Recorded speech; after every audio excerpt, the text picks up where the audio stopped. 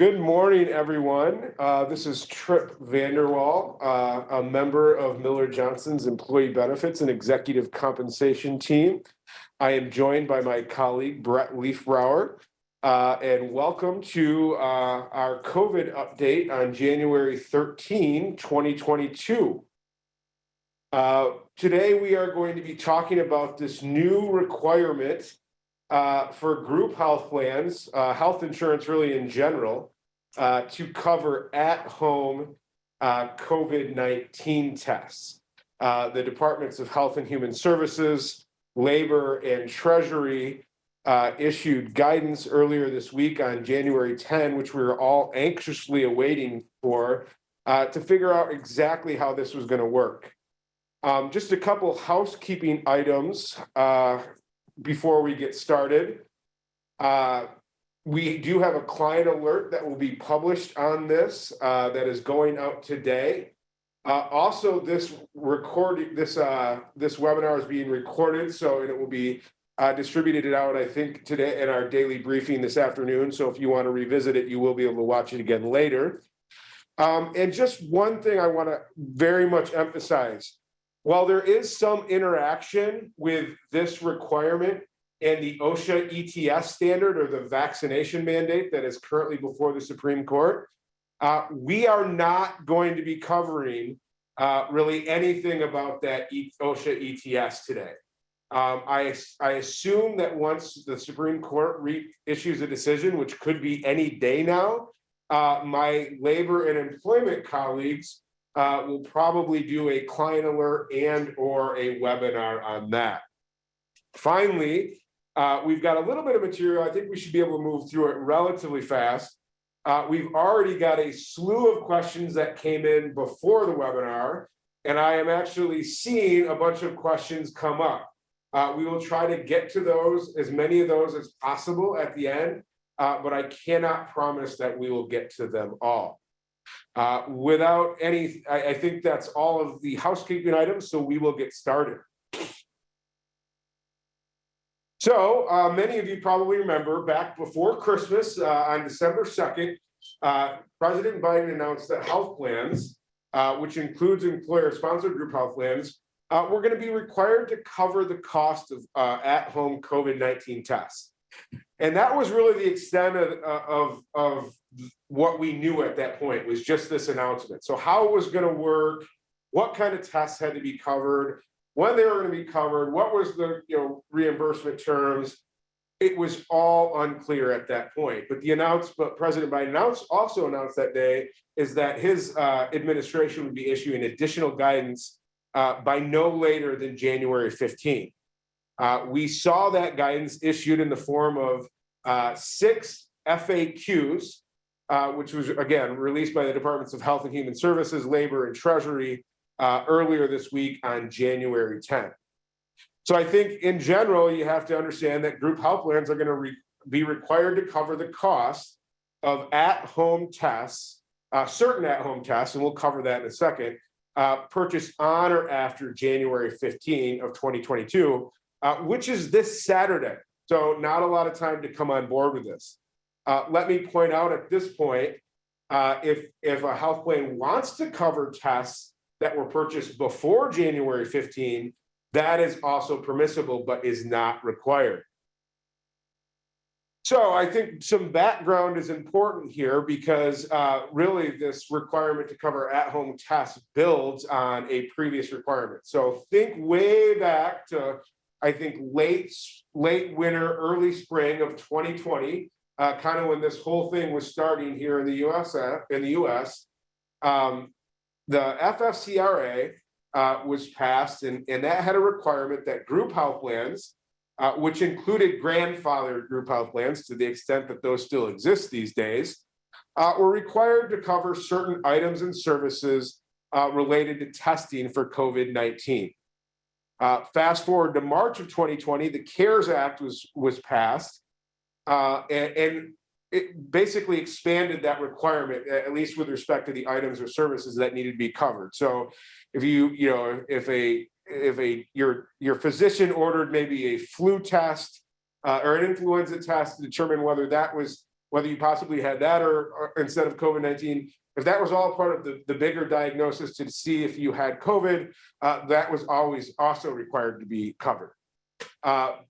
The coverage had to be without cost sharing, so no deductibles, no co-payments, no co-insurance, no prior authorization or other medical management techniques.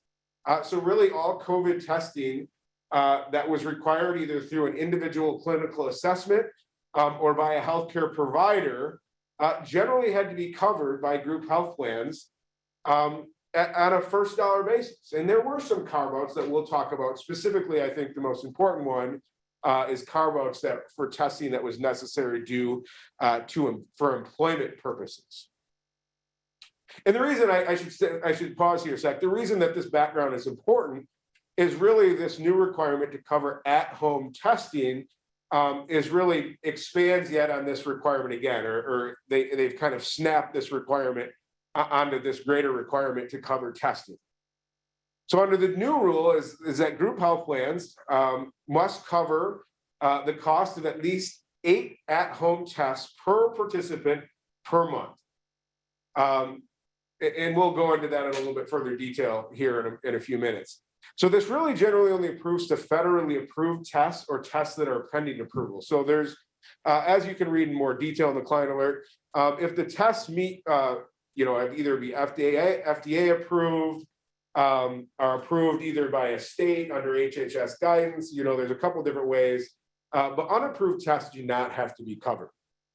And I think probably most importantly here is that group health plans are not required to provide coverage for testing, which includes these at-home tests, that is for employment purposes. And with this statement, I'm hoping to knock out here several questions that I've got. So I'm assuming that most of you are familiar with this OSHA ETS standard that is, again, currently before the Supreme Court. That's this vaccinate or test mandate. And so one question is if I have unvaccinated, if this mandate survives a Supreme Court challenge and we have to implement it, and I have unvaccinated employees who are subject to this this testing and mask wearing mandate, do group health plans have to cover tests in order for my employees to comply with that mandate? And the answer is no. That OSHA ETS testing that's required under that OSHA ETS for unvaccinated employees appears to be for employment purposes, and health plans are not required to cover those tests. Now, how necessarily they're going to determine whether at-home tests are for employment purposes, it remains a little bit unclear. We'll talk about how some steps some health plans may be able to take, but again, that is not entirely clear at this point. So let's talk about the amount of the reimbursement. And I guess before we do so, it's probably important to talk about, what are the methods of reimbursement? And I think there's really two ways. One is what maybe I'll refer to as direct reimbursement, where a health plan is paying the provider of the at-home test directly. And of course, which is what we're akin to or what we're familiar with, like when we go to the doctor, we have to go to the hospital, outside of our cost sharing, our health plan is paying that provider directly. We're generally not seeking reimbursement. But the other way, of course, is to me actually buy the test and submit a claim, whether that be on paper or electronically, to my health plan to be reimbursed for the cost of that test. So those are really the two methods for reimbursement. So the question is how much do I have to pay for these tests? And I guess the general rule is you have to pay the entire amount for the test, but there is, the FAQ set up a safe harbor and said, hey, you know what? Health plans can limit their reimbursement to the lesser of $12 per test, which is not per box, it's per test, or the actual cost of the test if it's lower. And in order to do that, the following requirements have to be met. First, the group health plan has to provide what they call direct coverage of at-home tests, and again, without prior authorization or other medical management techniques.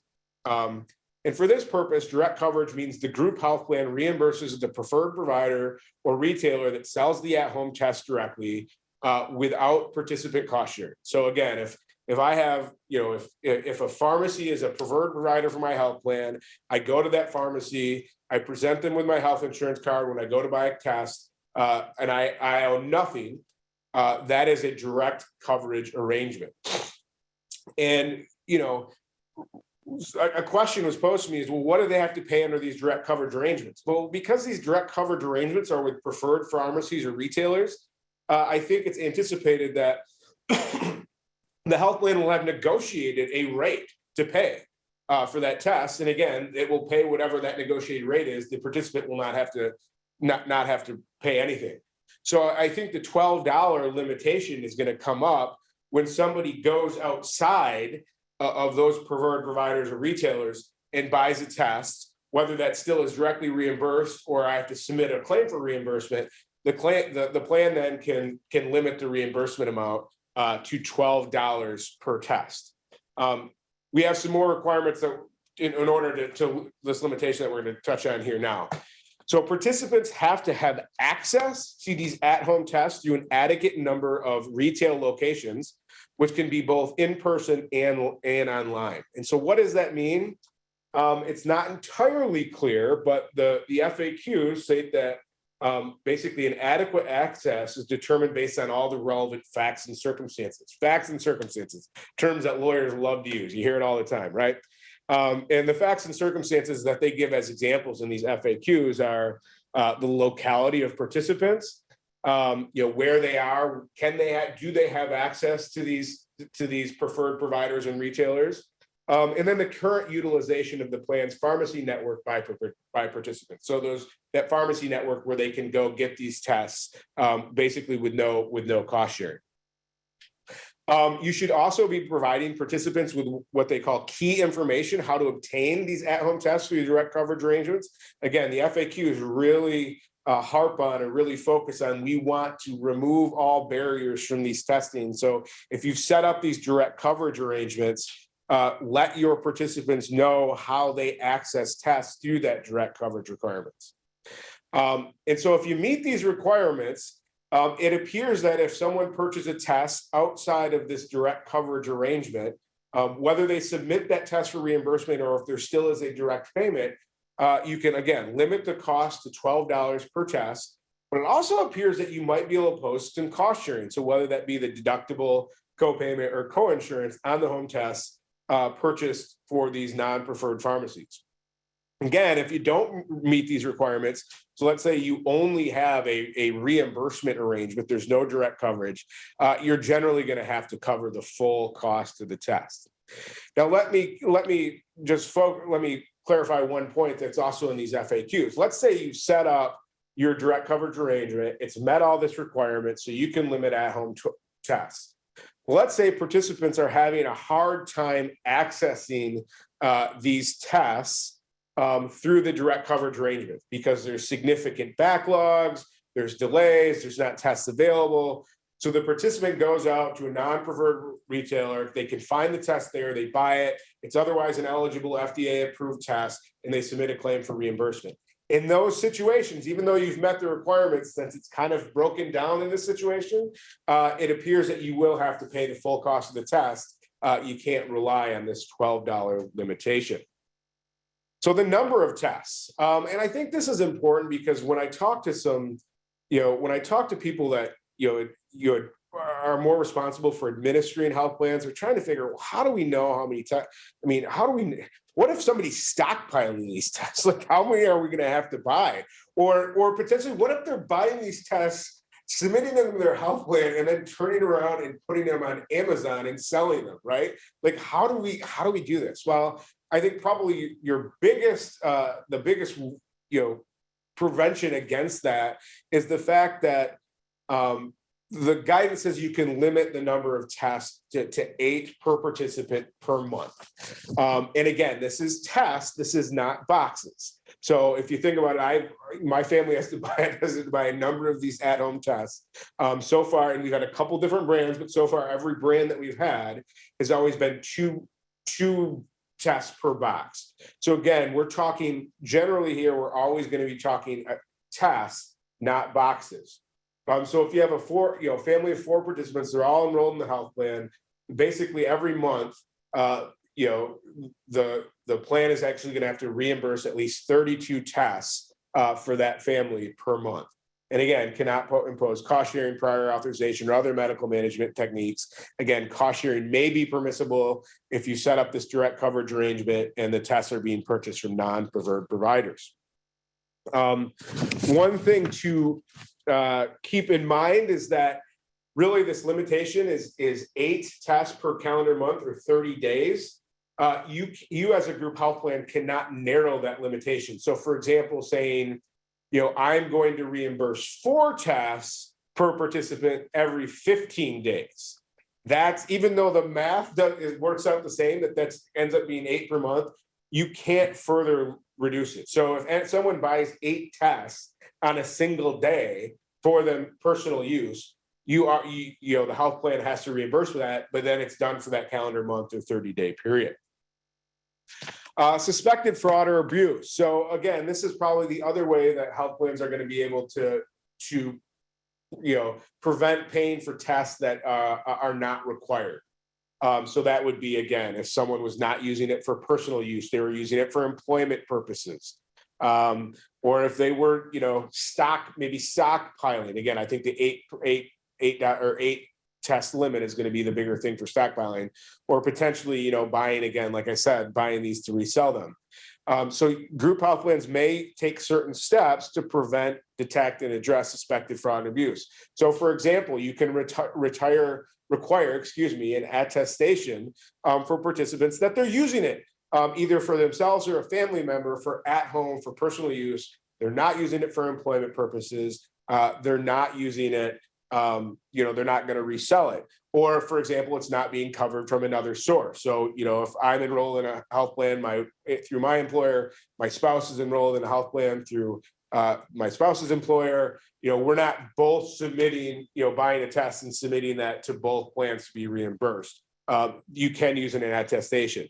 Keep in mind, though, that the FAQs do not want health plans to put up substantial barriers to getting these tests. So it mentions that, you know, having employees or participants complete multiple documents to kind of prove that they are using these tests for personal use is not permissible.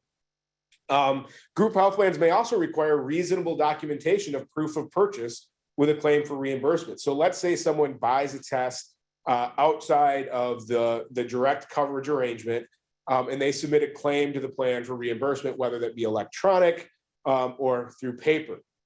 You can require a receipt from the provider, or for example, a copy of the UPC code. And group health plans probably should do that to make sure that the test that they are reimbursing is an FDA approved test and eligible or subject to this requirement. So those are permissible ways to suspect fraud or, you know, to prevent fraud or abuse. You know, I think the reality of the situation, it's probably still going to happen.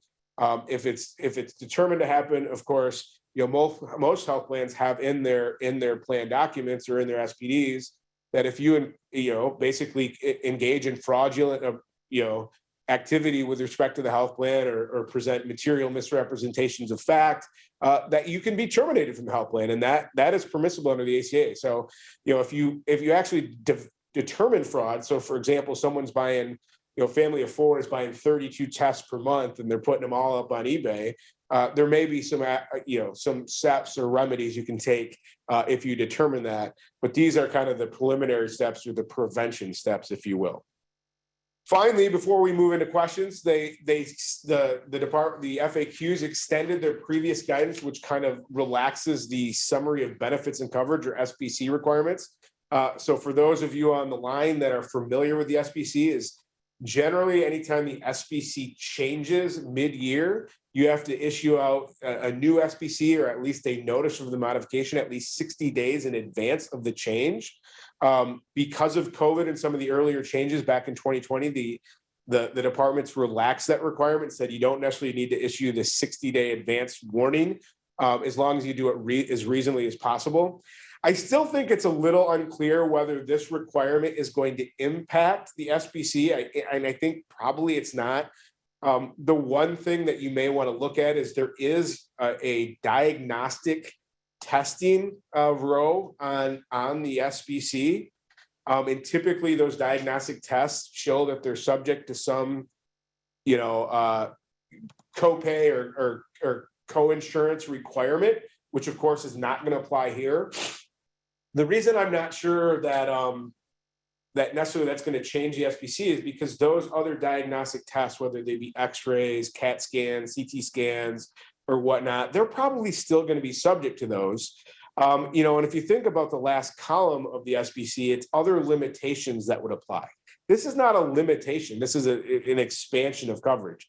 And finally, you are probably going to be letting your employees know about this requirement. So there's argument that notification would suffice as kind of the modification of the SBC. Again, with that, I think we'll move into questions. So I see a number of questions that have come in online, but we are going to go through the questions that were submitted first, and then we will try to address some of the online questions. And we'll stick around as long as we can. But again, I can't promise that we get to all these questions. So first question, is this applicable to all businesses? And the answer is yes, right, Brett? There's no 50 employee exemption, no 100 employee exemption. If you have a health plan, it's applicable to you. I mean, I suppose if you don't have a health plan, it's not going to apply to you. You can sign off this webinar now, but if you're an employer that has a health plan, it's going to apply to you, correct, Brett?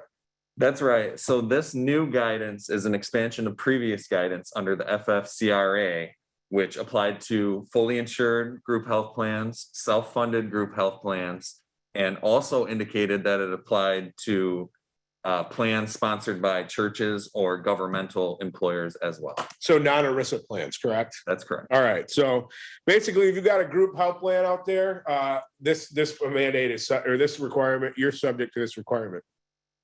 Are there any instances in which tests do not have to be covered? If so, under what circumstances? I think here is the biggest one is for employment purposes. So again, to reiterate, to the extent that you need to do, if the OSHA ETS survives the Supreme Court challenge, and you've got to put this in place, and you have unvaccinated employees that need to be tested, the group health plans do not need to cover those tests. I think the other one is, if you have a participant that needs more than 8 tests in a month, you only have to cover the first 8. Now, keep in mind, if the participant gets an order from their healthcare provider for like a PCR test, your health plan is going to have to cover that under the old rules. Nothing about this new at-home coverage testing requirement impacts the previous requirement to cover those tests that are required either under a ordered by a healthcare provider or an individual clinical assessment. Can self-funded employers choose to limit the cost of the test that they will allow the member to get reimbursed by the health plan? Well, they can, but only if they set up this direct coverage arrangement that has adequate access. So if they do that, and you have participants buying tests outside of that provider arrangement or that direct coverage preferred provider arrangement, you can limit those tests to $12 per test. That's again, it's per test. So if you think about someone buys a box, it's 2 tests. The limitation is $24, not $12.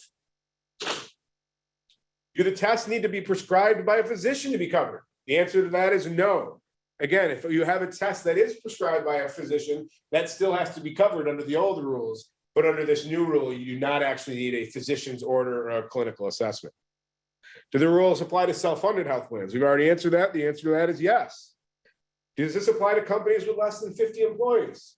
Answer is yes. We're rolling through these.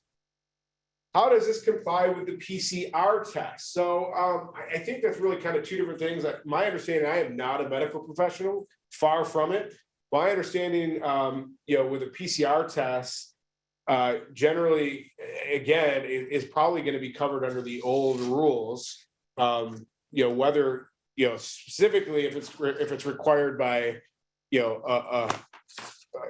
get a healthcare provider order or individually clinical assessment, would have to be covered at no cost sharing. Now, if I just go to get a PCR test for personal use, I think that may be debatable whether that has to be tested. But again, I think those are kind of two different mandates here. How does the testing relate to the ETS, the OSHA ETS? Again, we talked about that. We're not going to go any more into the ETS, but again, the extent you need to do testing to comply with ETS, health plans don't need to cover those tests. This is a question I've gotten several times and I don't really have a great answer for, is if there are no tests available, how can people get tested? I don't know the answer to that. Now, keep in mind, as I pointed out, let's say you set up this direct coverage arrangement so that you can limit your test, your reimbursement of tests obtained outside of that arrangement to $12. If you have kind of kinks in your supply chain under the direct coverage arrangement, and someone is forced to go to a non-preferred provider to get a test, you may actually have to reimburse the full cost of that amount of that test, even though you set up this direct coverage arrangement, because the individual basically wasn't able to get a test through the direct coverage arrangement. Is it required to accept a home test for the weekly testing requirement? I think that goes back to the ETS standard. I'm not going to get into that. I'm not sure if a home test will satisfy that.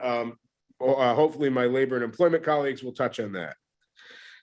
Is the $12 cap for one test or one box, which generally includes two tests? Again, it's per test, not per box. So if a box it has two tests, the $12 limit is increased to $24. What to do about shortage of tests? Again, I don't know how to answer that question. Will a prescription from a doctor be required in order for the plan to cover the test? Or is it covered over the counter? Again, no prescription from a doctor is required. Will the tests that are being sent out be in compliance and be able to use as part of the OSHA ETS weekly testing requirement? Again, not going to touch on that ETS weekly requirement. But one thing to parse here is the Biden administration apparently, I believe, has bought 500 million at-home tests and is going to be sending those out. But I think those are going to be directed, more targeted mailings. So they're going to be targeted at folks that, can't afford or don't have access to tests. And I think a lot of them are also going to go to rural areas where it is harder to obtain tests.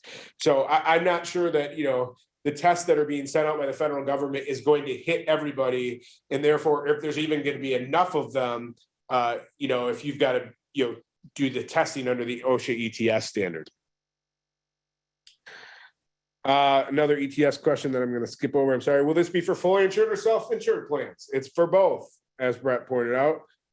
Can it be subject to copay, max coverage, HSA? So again, generally cannot be subject to copayments.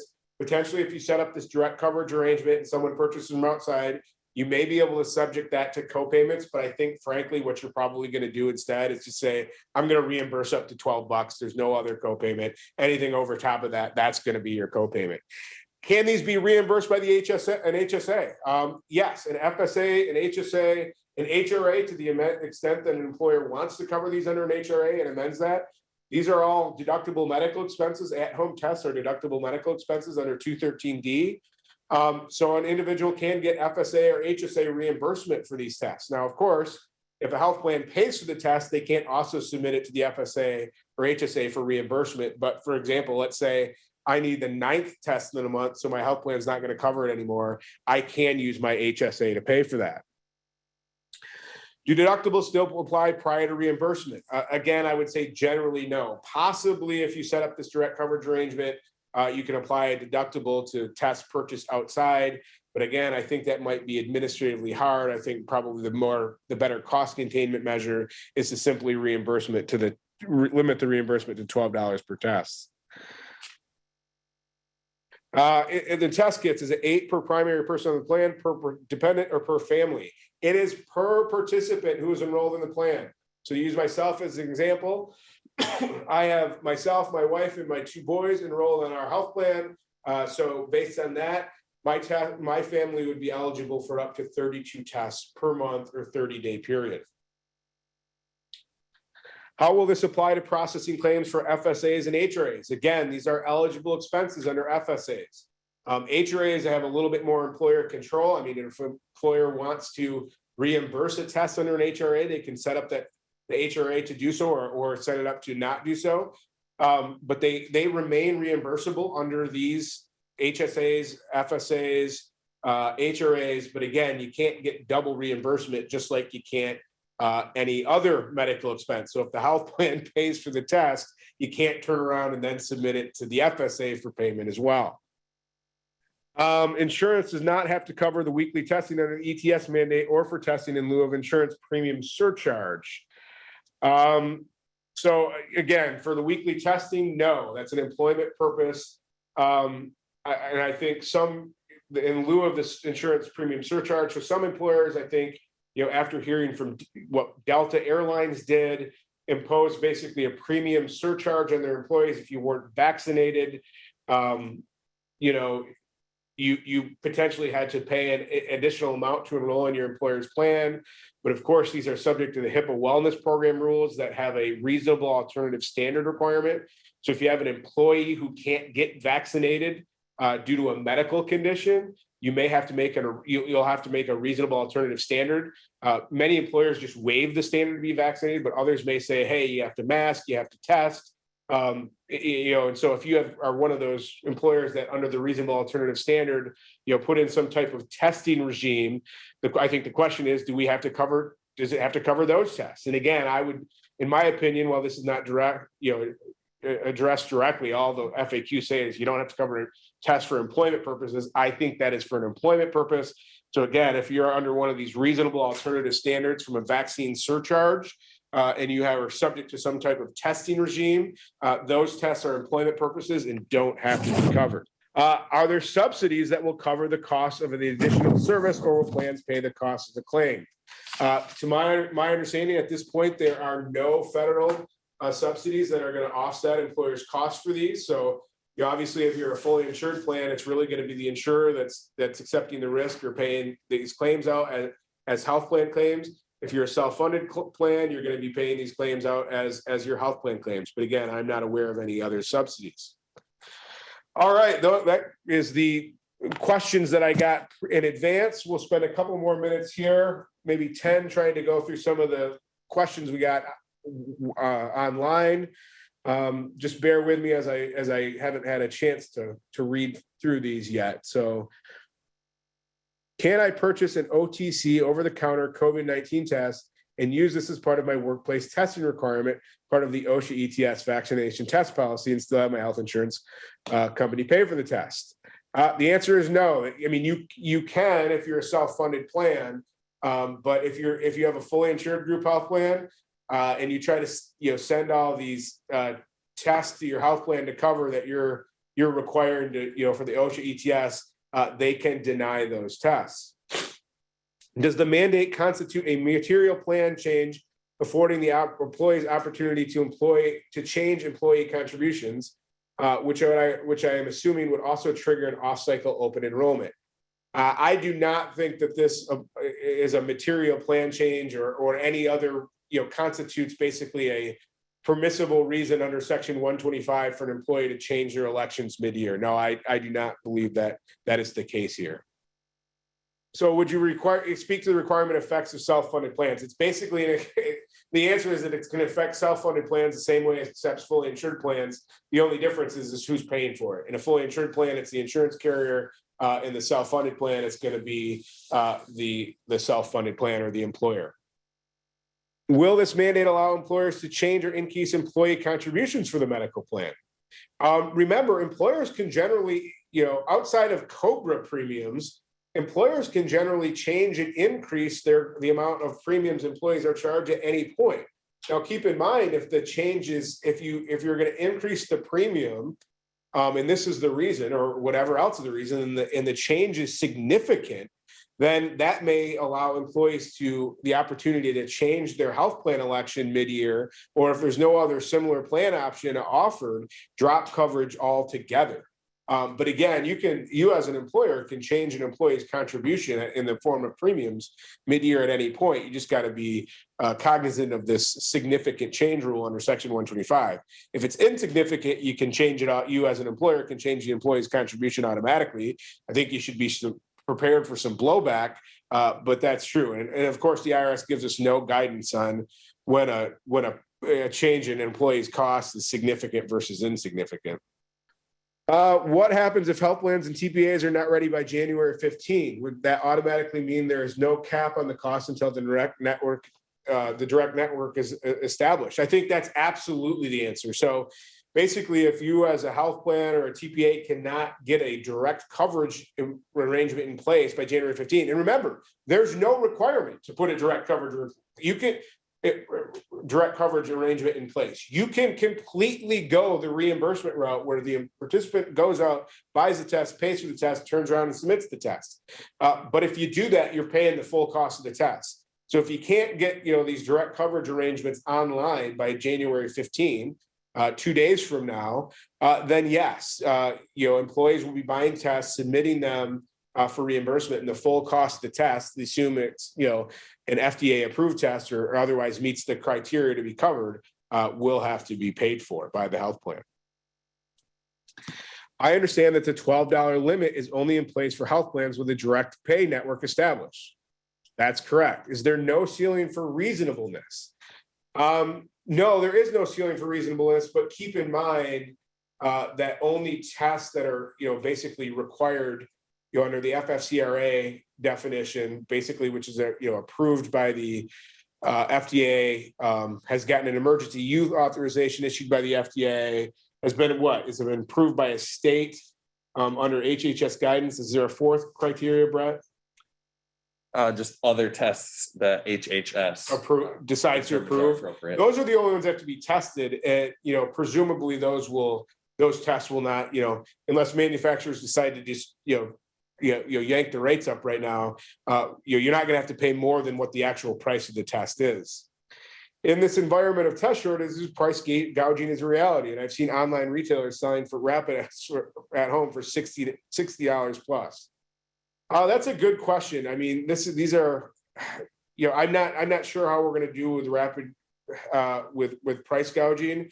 I hope maybe the departments will issue more guidance on this, but again, I would say based on the guidance that we have right now, if you don't have a direct pay network established, you have to pay the full cost of the test. I know that sounds a little bit unfair, but I don't have any guidance to tell you otherwise at this point.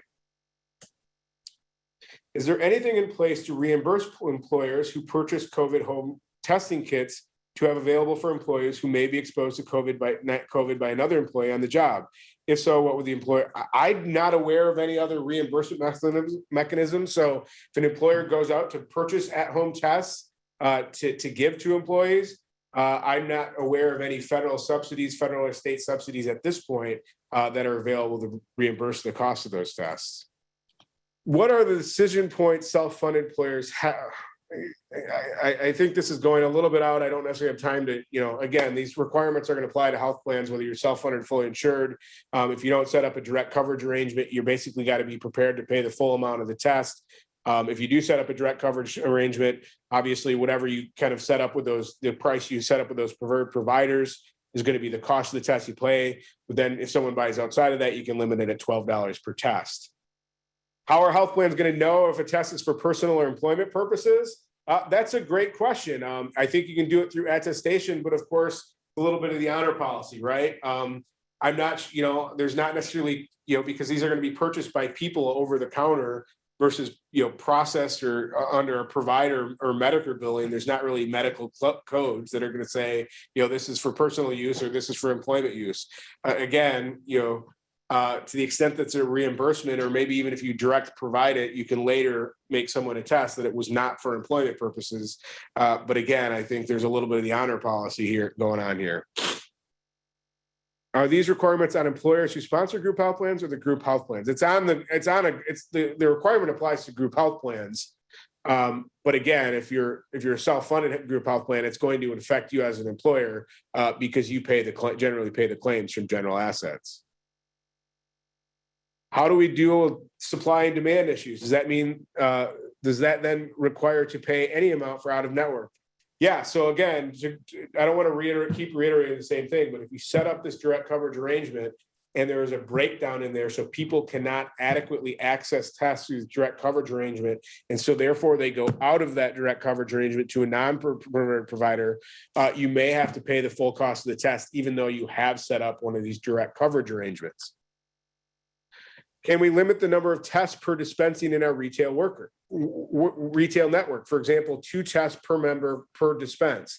No, it looks like that you have to cover at least 8 tests per month. Now, if you are a retailer and you are talking about from a sales perspective, I am retailer ABC and I have a policy that I'm only going to sell 2 tests per customer at a time because I want to limit the amount of people that are, I want to, preserve my stockpile of tests for as many people as I can. You as a retailer can do that. And of course, the group health plan is only going to have to cover the tests that are paid for. But you as a health plan can't come in, again, because you have to set 8 tests per 30-day period or calendar month. You can't shorten it, even if the math works out. So you can't say, participant, you can only buy 2 tests per week, which will get you to the 8 tests, because we want to kind of limit, we want to protect the supply so we can spread it around. No, you as a group health plan can't do that, but a retailer potentially in their retail sales policies absolutely could do that.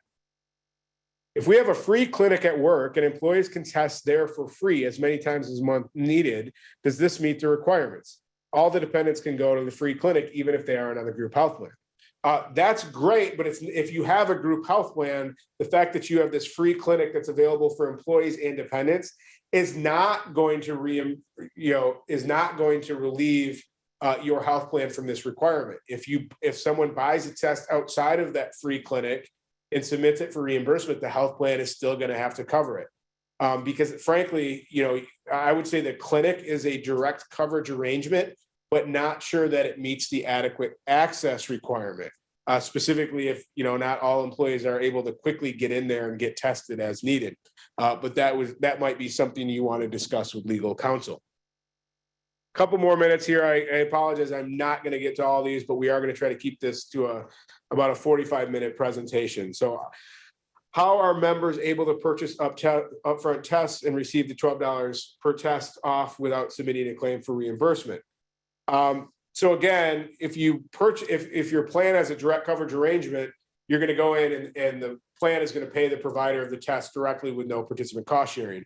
But if you buy outside of that, or your plan doesn't have a direct coverage arrangement, you're going to buy the test from anywhere, and then you're going to have to work with your health plan to figure out how to submit that reimbursement request. And remember, the $12 reimbursement only is going to apply if the direct coverage arrangement does exist. If it doesn't, the health plan is going to have to pay the full cost of that test.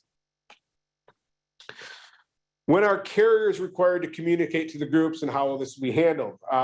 Again, you should be making these communications to participants as soon as possible. We talked about kind of the impacts of the SPC, how this is going to be handled. I think that there's some flexibility in there, whether you communicate electronically, and I think there's some risk implications there. Probably something you should talk to your legal counsel about, because it is going to be dependent on facts and circumstances.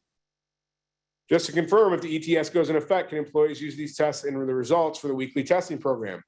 I'm not sure if at-home tests are going to satisfy the ETS requirement, but to reiterate, if they, let's assume they do, let's assume I can use the at-home test, which I think you probably can, to satisfy the ETS requirement, the health plan does not need to reimburse for those tests. Is there any recommendation to prevent from submitting a receipt to both the health plan and a medical FSA? Education. So as you announce this, roll it out, say, hey, these tests are eligible expenses for the FSA, but if it's covered by the health plan, you can't also submit it to the health FSA. I mean, to some extent, I would imagine that participants should, to some extent, be aware of that, because it's not a difference from any other medical expense that's paid for by the health plan. If I go get a preventive care screening, and it's paid for entirely by my health plan, I can't turn around and submit my EOB, to my medical FSA and try to get paid for that. It's a double dip. So again, I think this shouldn't be surprising to participants, but you certainly could communicate this to them. We'll do one more here. The package inserts in these at-home tests state that a negative result is presumptive and must be repeated within 24 to 48 hours. If still negative, then a PCR test is needed to confirm a negative test. So in reality, one test really requires 2 tests to confirm a result. How is this factored into this plan? It's not factored in this plan. And who covers the PCR tests at a certified lab? Remember, health plans were generally already required to cover PCR tests. So I think that gets a little bit more into the medical background than I'm comfortable with. I'm not sure necessarily where all of those requirements are coming from. I've taken a couple of at-home tests. I don't remember saying that I necessarily had to do negative.